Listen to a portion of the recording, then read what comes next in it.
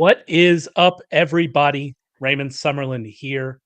It is Wednesday night. We're recording this. By the way, if you're listening to this on podcast, you can watch this live over at the Sharp Football YouTube. Go to youtube.com and then just put in Sharp, Warren Sharp, and it'll take you right to it. Like, subscribe, all that. So it's Wednesday night. It's our last Wednesday night together, Ryan. We're going to talk about some props. We've talked about a lot of props. We've talked about quarterbacks. We've talked about running backs. We've talked about receivers and tight ends. And here we are to do the fun stuff, to do the stuff that gets you onto various sports networks if they hit. And that is the long shot props. How are you doing, my friend? I'm doing well. These are sometimes even more fun props to talk about until they all inevitably end up losing. But at this point in the season, it's fun to talk about them.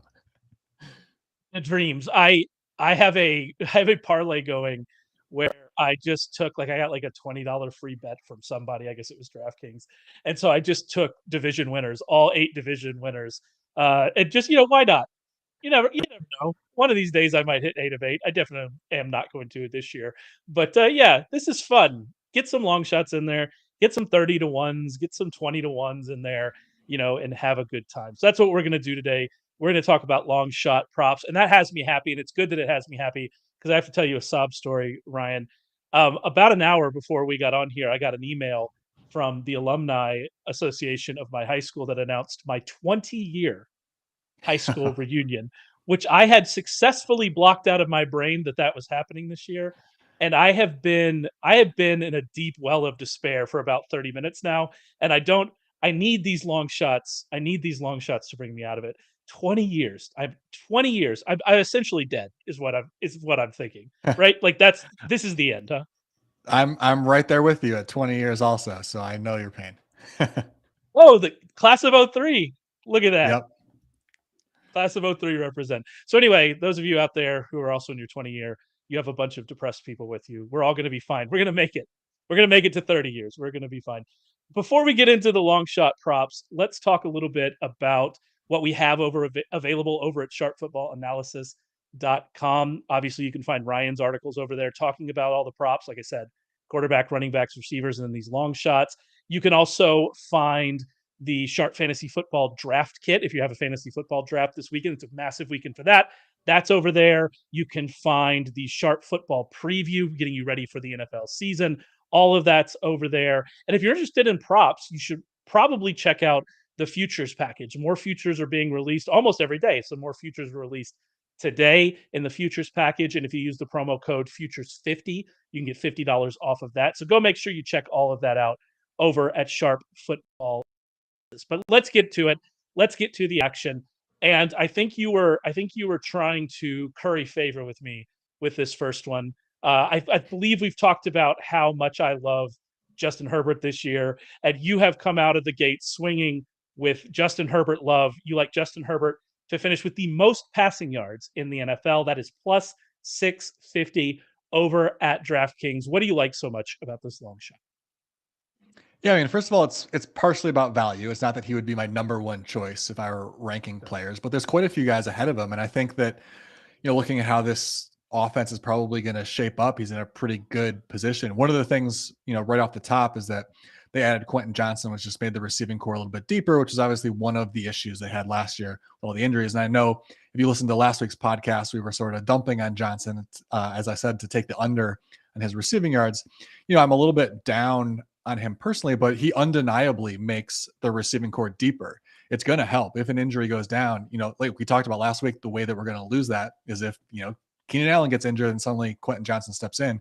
But that's why he does make them so much better overall as far as projecting a whole season. If Keenan Allen does go down, that's actually that's the role for Quentin Johnson. That's where he's going to excel. And so now they've got somebody who's built in to step into that role. Whereas Josh Palmer, we talked about him about last week too. He's more of a downfield guy. He's the guy to step in and take on a bigger role. Mike Williams goes down. So now they've kind of got both those covered. And so I think they've set themselves up for the, possibility that one or both of those guys were to go down. They can survive and still have a pretty good passing game, I would think. The other big factor here is the upgrade from Joe Lombardi to Kellen Moore.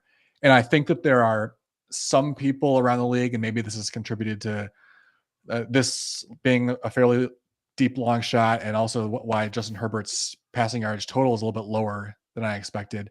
I think more people are familiar with Kellen Moore and his offense. The fact that he was in Dallas, bigger market, they get way too much attention, obviously, year after year, and people sort of have a negative opinion on him. But he's a big upgrade from Joe Lombardi. There's no doubt about it. And even though one of the things that Kellen Moore detractors would probably bring up sometimes is that he could be more aggressive downfield, could have had a more aggressive passing game with Dak Prescott. Totally true. Still a lot more aggressive than Joe Lombardi. The rate of throwing 15 or more yards downfield last year for these two quarterbacks, Herbert ranked 25th out of 33 quarterbacks. Prescott ranked 13th.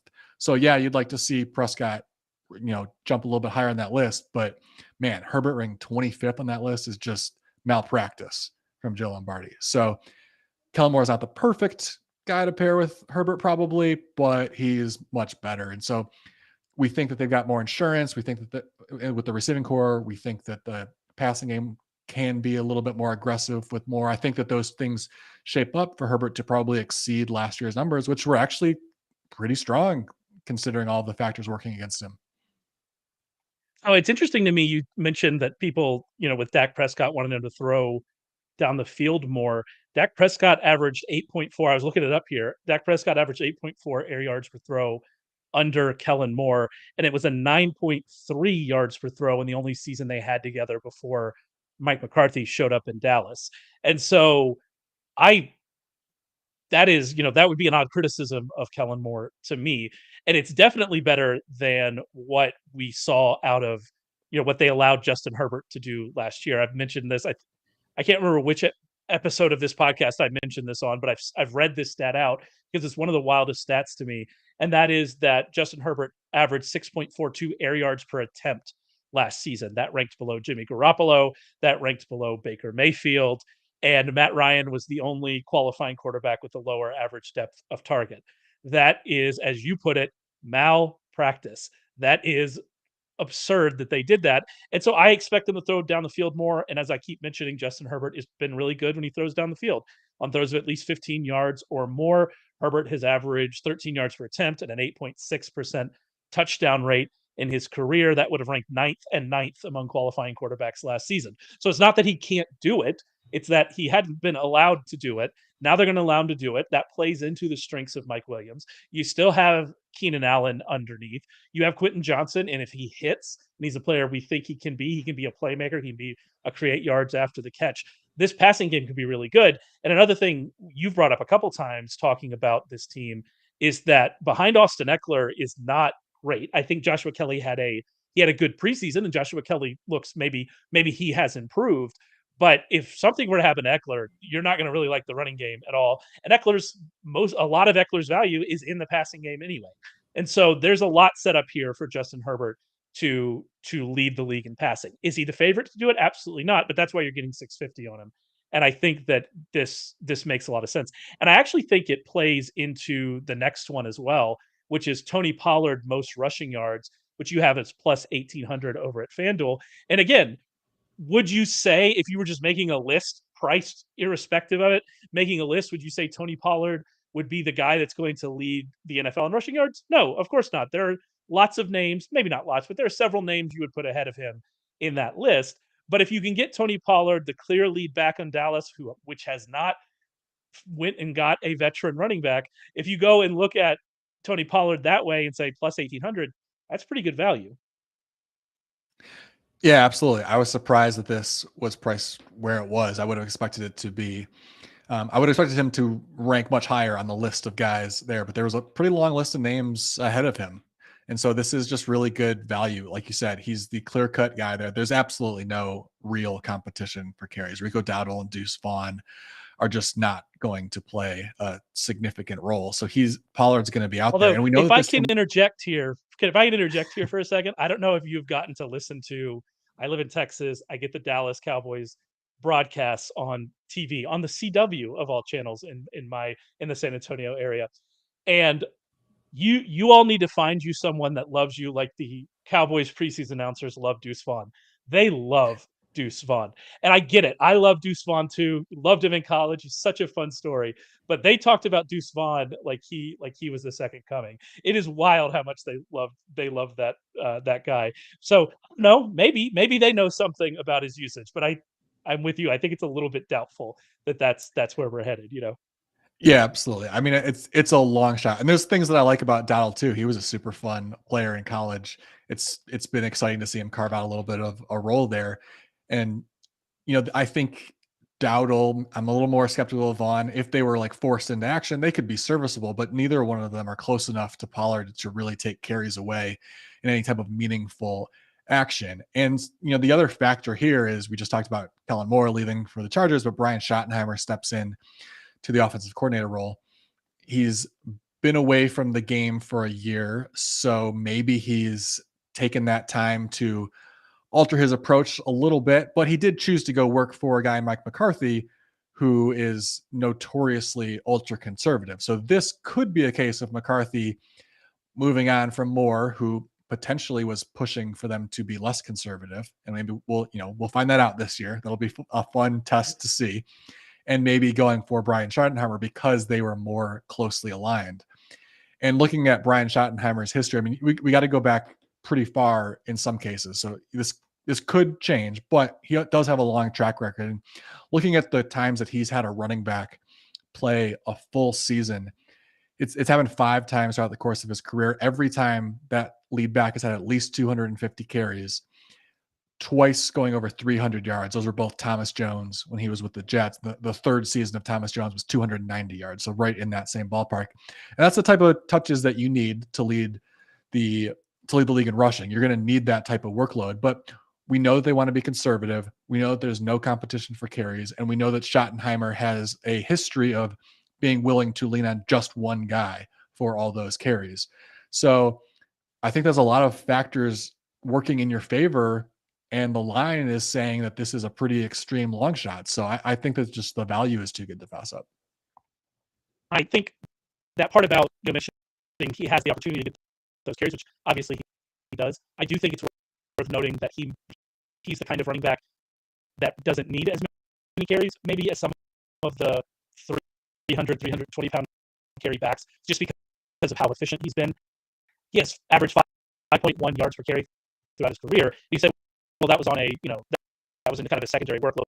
Will it be the same? His carries have increased every single year of his career, and that yards per carry average has maintained throughout. And so I think that if we're looking at Pollard and saying, can he maintain this efficiency? He can't continue to be efficient with the workload. We don't know for sure, but there's a lot of evidence that yes, he probably can. Yeah, absolutely. I mean, we've seen just in flashes, we've seen how good he can be, and I think that's one of the questions with him is, well, he's been super explosive when he's sort of playing second fiddle. He's sort of being used as the explosive running back, so you would expect him to be more explosive when they're putting him into those situations. So the question is, can he do it when he's getting 80% of the touches or whatever it is? Obviously, they were using Ezekiel Elliott a lot in first and second down role, and that's why he was still putting up decent overall numbers last year, despite not having the necessarily the impact that he was early in his career. When Pollard's getting those touches, can he still be as explosive? I don't know, but it's possible because we've seen how good he can be in a more limited role. And so, just in the off chance that he is able to replicate that, and he's now going to get potentially 300 carries, I got to roll the dice on this, because if he does replicate that with the workload he's going to see, he's going to be right up there among the leaders. Absolutely. Moving on to the next one, we're staying in the division here with Dallas. You have AJ Brown to reach 1,500 receiving yards. That's plus 600 at DraftKings. What do you like about this bet? Yeah, I mean, we sort of talked about my reasoning on the quarterbacks podcast when we talked about how I liked Jalen Hurts touchdowns prop, because basically, as good as the Eagles were last year, he was they can't be that dominant again. We think that they're going to be just as talented. They're just as much of a threat to win the NFC and go to the Super Bowl again, but they can't dominate to the same degree that they did week in and week out. They had a league high 58 drives while they were leading by 10 points or more. That was 31% of their total drives. That's obviously going to affect your play calling. So even if you just have maybe 2 or 3 games or a little bit closer than they were last year, it's probably going to increase the passing volume for Brown. And so I think that there's a really good chance that he basically comes out, everything is exactly the same, more or less. But just because there's a couple games more closely, the game scripts don't go quite to the same extreme degree in their favor that they did last year, that he actually improves upon last year's number and can hit over 1,500, which he came really close to. And this is something that we've been bringing up on the fantasy side a lot, is what you're talking about there. Just they didn't have to throw in the second half. And if they have to throw in the second half this year, that's going to be good for AJ Brown. It's going to be good for Devonta Smith. It's going to be good for Jalen Hurts because they're just going to have to throw more. And I have some numbers for that. Hurts was 23rd among all quarterbacks in second half dropbacks, 31st in fourth quarter dropbacks. I've said this stat before, but again, it's another one of these wild stats to me. He had fewer fourth quarter dropbacks than Joe Flacco, who played 5 games. So Jalen Hurts didn't have to throw in the fourth quarter. Brown was targeted 84 times in the first half last season, which was fourth among wide receivers. He was targeted 61 times in the second half of games, which was 19th among wide receivers. If they just have to play in the second half, they're going to increase their passing numbers. Like it really is that simple. And so if you're trying to think about, props for Hurts, if you're trying to think about props for Brown or Devonta Smith, I think you can pretty safely assume that they're going to have more passing volume. Will the efficiency stay there? Will they be as efficient as an offense at scoring, converting yardage into touchdown? There are some red flags there. But I think that volume wise, they're probably going to have to throw more. And that's great news for AJ Brown to reach this number.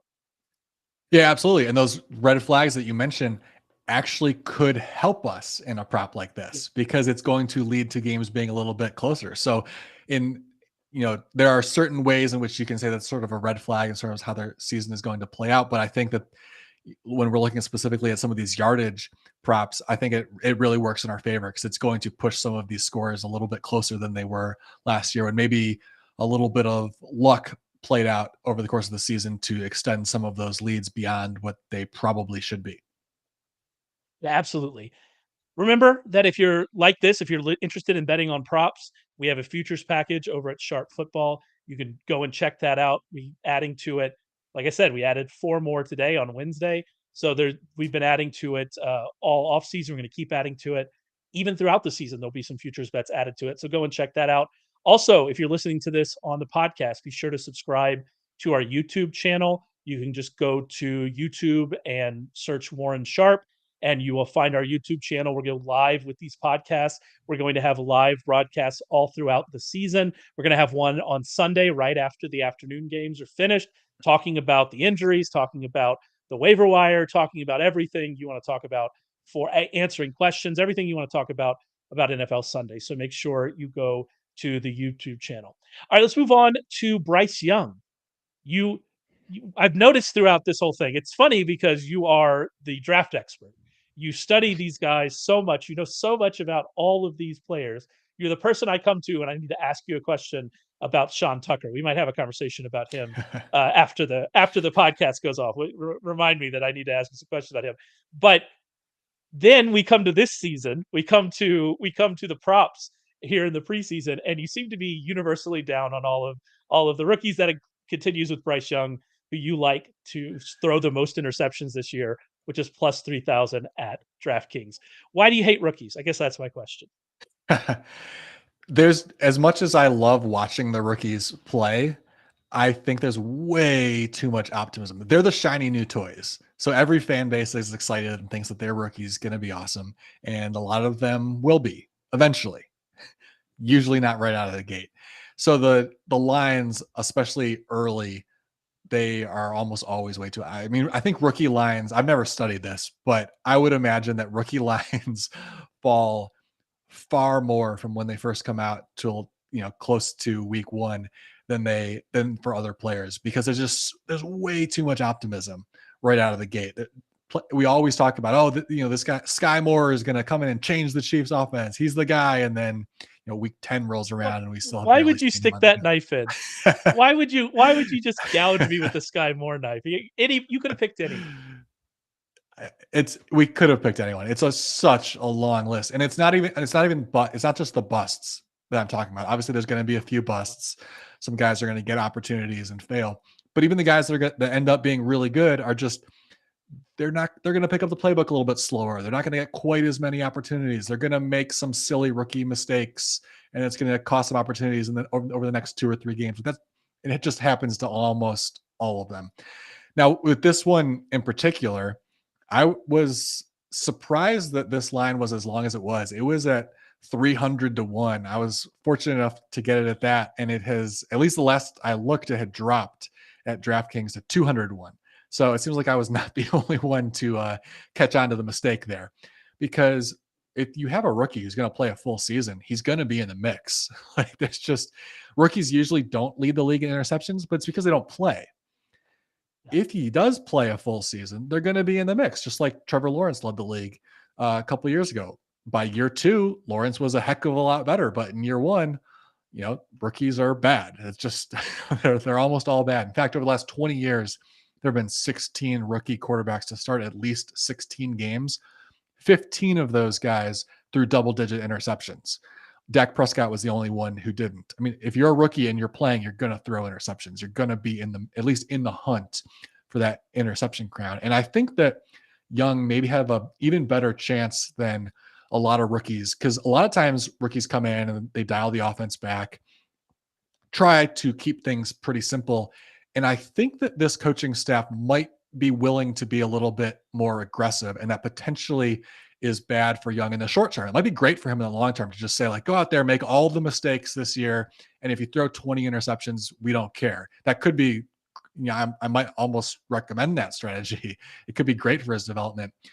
But I think that they might have that mindset because we know a lot more about Frank Reich, first of all, the head coach, than about Thomas Brown, their offensive coordinator. But Reich, it was talked about a lot leading up to the draft, and in terms of how we were actually thinking that maybe he wouldn't want Bryce Young because he's a little bit more of a quarterback who throws underneath, doesn't have a massive arm, throwing downfield, both in terms of arm strength and accuracy. Definitely the weakness on his scouting report. But we've seen Reich be aggressive even with quarterbacks who are struggling to throw downfield before. In fact, he was with Carson Wentz as a rookie, and we saw Wentz throw 14 interceptions. It didn't lead the league, but if you're throwing 14 interceptions, again, you're in the hunt. And that's, at this long shot prop, basically they're saying that he's not even going to be in the hunt. And I think that's wrong. Also, Reich was with Phillip Rivers when Rivers led the league in interceptions. Obviously, Rivers was a guy who that was his MO. Like, he was going to take shots and he was going to throw some interceptions and he was going to live with that. And so the fact that he and Reich got along so well, obviously they teamed up again in Indy. I think that probably is a little bit more insight into Reich, that he's also sort of has that Phillip Rivers mindset. So yeah, let's be aggressive. We're going to make some mistakes and we'll make up for it in other ways. Thomas Brown, we know less about him, but he was in Los Angeles when Stafford led the league in interceptions 2 years ago. And that was definitely what the Rams mindset seemed to be that year was, yeah, we're going to make some mistakes, but we're really good. And, we're going to live with that. We're going to try to make up for it elsewhere. If they try to do that, if they try to throw downfield a decent amount this year, Young is going to make some mistakes because he was making some mistakes even in college. As good as he was, that was where he did make his mistakes. So I think this has the potential. I mean, I just love this value. I think he really does have a very realistic chance. And where it was priced at 300-1, I mean, those odds are so long shot. They're basically saying that he's not in the mix. And I think he should be right near among the top 3 or 4 guys most likely to lead the league in interceptions. Yeah, I mean, it is 30-1.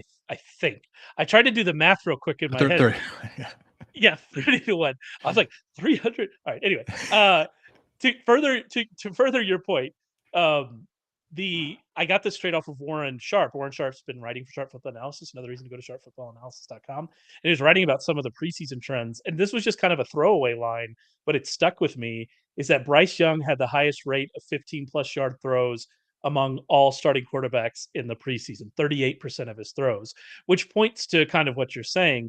That, I mean, I guess that's a little odd to me because I guess 2 of their top 3 pass catchers will be Adam Thielen and Hayden Hurst, right? So, I mean, I guess you do have DJ Chark there. I guess we'll see what Jonathan Mingo turns into. But yeah, like that really does point to this that they do want to push the ball down the field with him. We know that Frank Reich will do that. I think that Frank Reich's a pretty good offensive coach still. It didn't go the quarterback roulette did not go well in Indy, but I still think he's a pretty good coach. So I think that they might just let him go, say, "Hey, make your mistakes. We're probably not going to win the division this year, especially since the Saints are actually starting they actually looked pretty good. Their offense actually looked pretty good. So, we're probably not going to win the division. Go and make your mistakes and then, we'll go from there," which makes a lot of sense. The last prop you had in your article, and the last one of yours we're going to talk about. I have some that you're going to get to critique. But the last one of yours we're going to talk about is a prop that I have literally nothing to say about. I did not think about it one bit. Normally I make some type of notes. I've had nothing to say about this. It's such an interesting bet. I was fascinated by your rationale for it.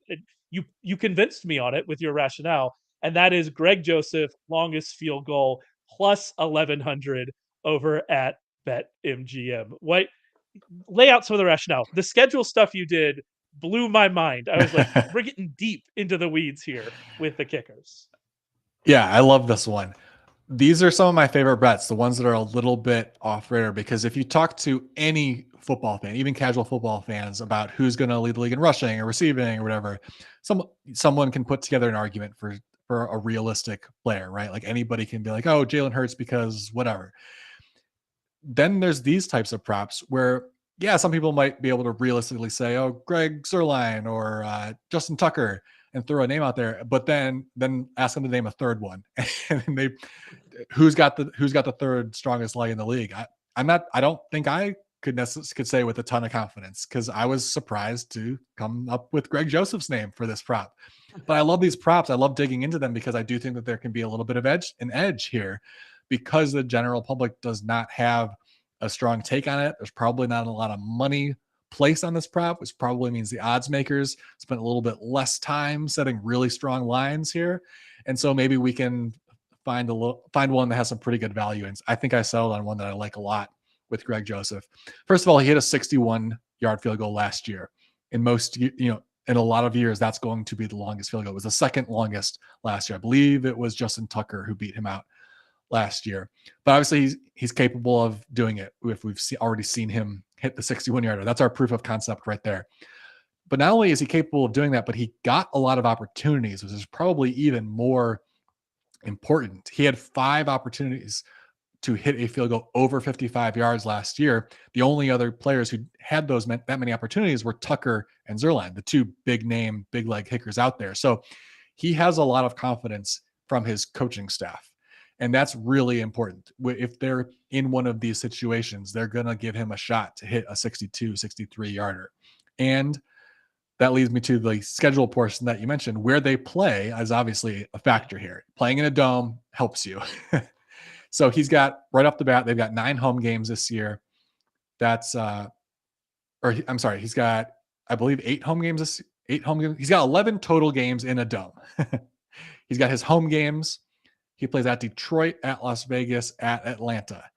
So that sets him up pretty nicely to regularly be kicking in an environment where there's no weather factor whatsoever. On top of that, he's got a game at Denver this season, which is the best place to kick as long as the winds aren't swirling too much in that thin air up in Denver. Obviously, Denver kickers are always among the league leaders in hitting long field goals, as long as they got a decent guy there. So the schedule just shapes up so perfectly for them when you've got a guy who is already clearly has the trust of his coaching staff, has already hit a 60-yarder last year to enhance that confidence from his coaching staff. And then the schedule just shapes up great to have a bunch of extra games beyond the home games where he's in a positive kicking environment. Just means that, basically 2/3 of the season, he's going to be in an environment where kicking a 62-yarder is realistic.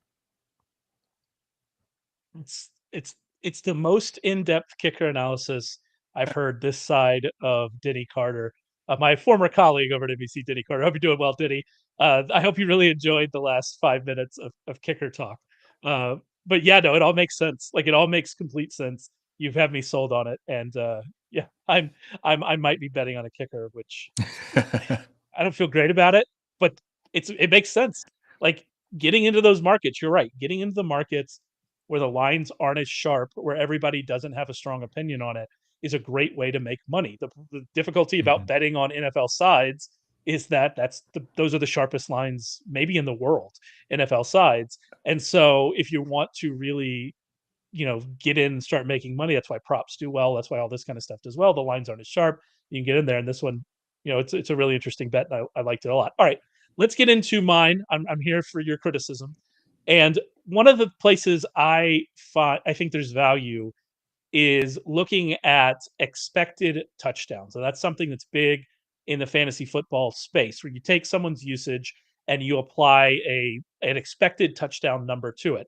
If they get a carry on their own 15-yard line, the expected touchdown result of that play is very small. If they get a carry on the 1-yard line, the opposing 1-yard line, obviously the expected touchdown is very large. And so if you just add those up over the course of a season and look at it, you say, okay, what was this player's expected touchdown total? And I think if you look at the situations where there's a large gap between the expected touchdown total and the actual touchdown total, you can find some values in the most touchdowns market. You can find some values in over unders as well, but those aren't long shots, so that's why I'm not talking about it. But you can really find some value in that. I'm actually using PFF's expected fantasy point model, which I think is really great. I think it's probably one of the better ones out there. It's a free plug there for PFF, and I'm looking at kind of identifying players who are in situations that might be a little undervalued. And one of those is Joe Mixon, which actually kind of hurts me a little bit because Joe Mixon, and I've said this offseason before, was not good last year. I think that's pretty clear to say that he was not good last year. However, he's on a very good offense. He is the unquestioned lead back, especially now that Samaje Perine is gone. And his usage last year was amazing. He had the third most expected rushing touchdowns in the league, behind Jamal Williams, who obviously led the league, and then Jalen Hurts. And we've already kind of talked a little bit about Jalen Hurts, maybe throwing more than running. We've talked about how they had the lowest true drop back rate in the red zone, like that Rich Rebar could ever find. So, there are some reasons to expect that, Jalen Hurts rushing touchdown totals will come down as well. And so Mixon already last year had that. He only played 14 games. So even in 14 games, he had the third most expected rushing touchdowns. And like you look at all of this, and I think that he's being undervalued at plus 2,500 to lead the league in rushing touchdowns. What do you think? Yeah, this totally makes sense to me. I mean, the big factor, it's a similar backfield situation to what we talked about with Tony Pollard. Like, there's just no Yeah. way that he's not the guy there. They really made no changes to still have Trayvon Williams and Chris Evans there, and they added, obviously drafted Chase Brown, but with a fifth round pick, the fact that maybe he emerges, maybe he does become a factor there. But the fact that they waited until the fifth round to draft running back shows that they still have a lot of confidence in Mixon. That was not a priority for them. That was more of a best available player type of approach at that point. So yeah, I think that totally makes sense. The other factor here that I like is he's getting up there in age. 27 years old right now, I believe. He has 2 years remaining on his contract, but structured in a way that if they decide to get out, if after this year, they absolutely could. So we're nearing the end of the Joe Mixon era in Cincinnati, either this year or next year. As long as he's performing relatively well, they've got no reason not to just run this bus into the ground. And, if it's going well, ride it out and try to win a Super Bowl with him this year. And just don't worry about the future, because you might be moving on after this year anyway, based on the contract situation. So yeah, without any competition, with plenty of reason for them to just lean heavily on him in the run game, absolutely makes sense. And this is actually a win. I'm glad you brought up Chase Brown. This is just a I'm going to win either way kind of situation, because I've Chase Brown on so many best ball mania spots. So if Chase Brown turns into the lead back in Cincinnati, I'll lose this one, but I'll get it. I'll get it back on the back end. Another person to look at for touchdowns, and we don't need to really talk about this one. It makes a ton of sense, but he also plus 2,500, which is surprising. I think it has something to do with Jahmyr Gibbs being in Detroit. But as we've talked about with Jahmyr Gibbs being getting carries around the goal line, it's not really his forte. Joe Mixon was tied for third in the league in goal to go carries with 22 last season. That was 16 fewer goal to go carries than Jamal Williams got last season. The guy who's now in Jamal Williams' role is David Montgomery. That makes a lot of sense at plus 2,500. But let's move on to the receivers. Another guy that went well under his total was expected total was DK Metcalf. DK Metcalf was fourth among all players last year in expected receiving touchdowns, despite finishing with just six. And this is a stat that I was kind of shocked by. DK Metcalf led the league with 23 end zone targets last season. The next closest player was Devontae Adams with 18. I've kind of been on record as looking at thinking that what Geno Smith did last year was not really that fluky. And I know, some stuff down the stretch, it wasn't as good. But like I keep saying, if you look back at his 2021, his reps that he got, his snaps that he got back then, the efficiency numbers look pretty much the same. That's 2 years in a row. He did basically the same thing. I don't think it's a fluke. I think the Seattle passing game is going to continue to be good, especially so once Jackson Smith and Jigba gets back. And the other thing about DK Metcalf that I like for this is his usage has developed. His usage has changed. Last year, he was really used as a full field receiver, and that's going to give him not just end zone targets, deep end zone targets. That's going to give him end zone targets closer there to the goal line, which obviously you're going to like his chances of scoring there a little bit better. So I think DK Metcalf, he is plus 2,500 at DraftKings and FanDuel for this. He's definitely a long shot. He would not be first on my list of people to catch the most touchdowns, but I think you're getting a lot of value there on a player that went way under his expected touchdown total last year. Yeah, this totally makes sense to me. I mean, first off, targeting any big receiver who gets end zone targets is always like a good place to start. Yep. So that's like a really obvious starting point. But also, the reason this line is where it is we've talked about this with a few different players over the past couple of weeks. Sometimes when someone gets added to the offense, sort of everyone else's expectations get lowered a little bit. And I think the opposite is true. Like adding Jackson Smith and Jigba and Zach Charbonnet makes the offense better, which means more scoring opportunities, not fewer. If Metcalf, if just like the percentage of touchdowns gets divvied up a little bit differently, which obviously just with a bit of luck from season to season, it always does get divvied up differently. He could absolutely have a similar usage. The offense is a little bit better, and the touchdowns just skyrockets this year, even without much changing for him. And so, yeah, I totally think this makes sense. The last long shot I had, I wanted to give a defensive rookie of the year. As soon as the defensive rookie of the year odds came out, for some reason in May, I looked pretty deeply into them, and I was like, oh, I really like this market. I think it's a very interesting market. And 3 of the last 4 years, it's been an edge rusher. And I think if you look at the edge rushers in this class, one name stands out to me, and that's Tyree Wilson. And Tyree Wilson stands out to me. He's plus 1,000 to win Defensive Rookie of the Year. That number has been falling. It was plus 600 about 2 weeks ago. So it's possible that I am on the wrong side of this movement. It's possible that I'm going to look like a fool.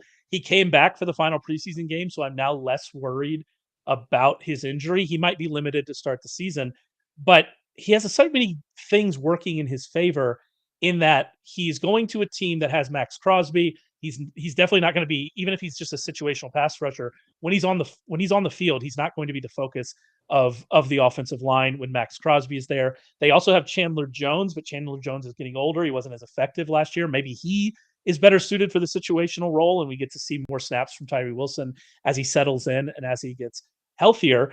And if Tyree Wilson I think he's a good player. He had a really good pass rush snap in the preseason for whatever that's worth. But if he gets 10 sacks, like he probably wins this thing, right? And I think that that's well within the realm of possibility for Tyree Wilson. But I had another name, and I actually brought this up to you. I was kind of going back and forth. Another name I had was Emmanuel Forbes. And I think, if I remember correctly, you would have been more interested in Forbes at plus 1,600. Is that true? I think they're both, given where they're priced, I think they're both totally legit bets to place. And, taking both of them is, totally reasonable given where they're priced. With Wilson, you brought up Chandler Jones. That's really the concern I have, is that we just don't quite know how those roles are going to be divvied up. And if Chandler Jones has, another decent year left in him, I certainly wouldn't be shocked by that. And that's obviously going to diminish Wilson's numbers, because it seems pretty clear that he's being groomed into they're trying to make him the next Chandler Jones, and he's well suited for that. I think that's a really great strategy on their part. So that's my concern there. With Forbes, he's gonna start and he's gonna play almost every snap, I would think. There doesn't seem to be a whole lot of competition unless it just goes the transition goes really poorly for him. But I don't think it will. This looks like it should be a pretty decent Commanders defense. And so I think he has enough support around him that he should play reasonably well. The reason why I'm relatively high on his odds here, even though we don't see a ton of cornerbacks enter the rookie of the year conversation, is you need interceptions. You either need to be like absolutely no doubt about it, the best rookie in the league, like Sauce Gardner, or you need to put up some interceptions. And I think Forbes has the potential to, even if he sort of has some rookie ups and downs, he could put together a season, not quite on this level, but sort of in the realm of Trevon Diggs a couple of years ago when he had just those crazy interception numbers. Some of the other numbers, were a little questionable in terms of his overall performance. He was giving up a lot of big plays in Dallas, but if you get interceptions, you're going to get, that's valuable. Even if you're giving up big plays, it might not be sustainable, but it's valuable. And so you're going to win awards like Diggs did a couple of years ago, and Forbes certainly could. Just to throw out a stat to back this up, I mentioned a lot of route adjusted stats when talking about rookies. I don't think I've brought it up on this podcast yet the past couple of weeks. I'll just explain it real briefly.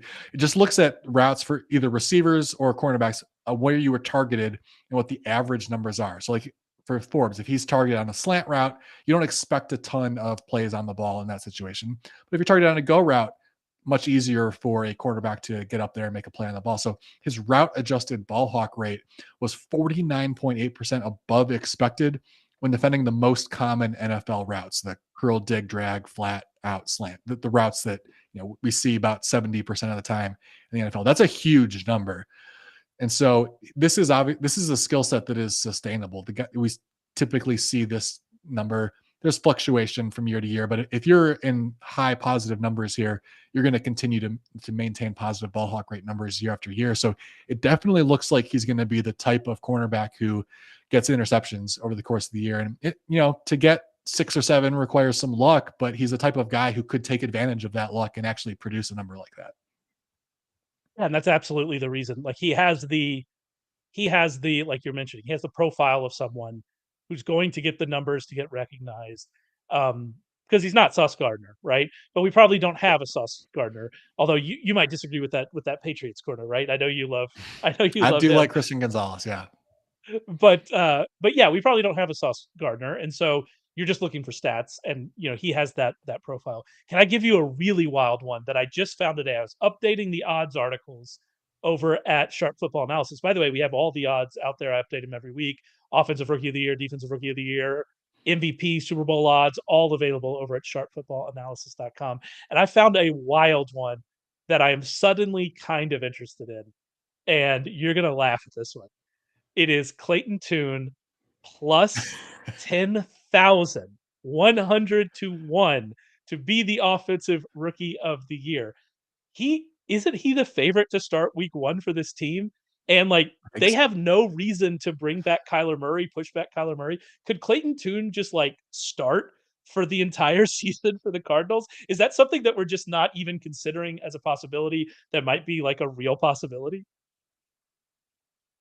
It's absolutely a possibility he starts the whole season. I think I brought it up when I released my way too early mock draft back in May when it gave the Cardinals the number 1 pick, and I was like, Kyler Murray might not play. They might, they could easily just tank the season and come up with an excuse, extend the injury way beyond 100% possible. At that, I hadn't seen that number at that much of a long shot to take a chance on a guy who could potentially start every game. Yeah, why wouldn't you throw a little something on that at that much of a long shot? Because he could put up decent if he's just starting every game. Even if the expectations are so low, if he does start every game, even if they win like 4 or 5 games, and he puts up, as long as he doesn't throw like 25 interceptions or something like that, he's going to get votes. I know that for sure.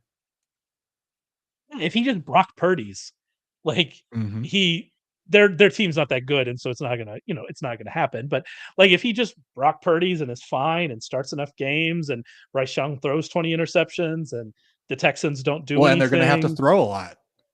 They're going to be bad, so they're Exactly. going to have to throw a lot, which, like Carolina could potentially, because that division is so bad, they might not be terrible. And so maybe that suppresses Young's numbers. Houston, maybe they're a little bit better. That's not a stellar division either. Like maybe they're a little bit better and that suppresses Young's numbers. Arizona's going to be awful. So Yeah. he could potentially put up some pretty gaudy passing and decent touchdown numbers. And so, yeah, it's the kind of bet you put $20 down to win 2,000. So Yeah. it's the kind of bet that like, it's not going to like, is it going to win? Almost certainly not. But you could at least make a case for him at those odds, which is not true in these. You look at those kind of odds on like in the Super Bowl, that's basically the Tampa Bay Buccaneers Super Bowl odds. Yeah. Maybe you could make a case for the Bucks winning the Super Bowl. I cannot make a case for the Bucks winning the Super Bowl. So to get those type of odds for a player that you can somewhat make a case for, I don't know. I thought it was interesting, and I'm very interested in that one. That's it for us.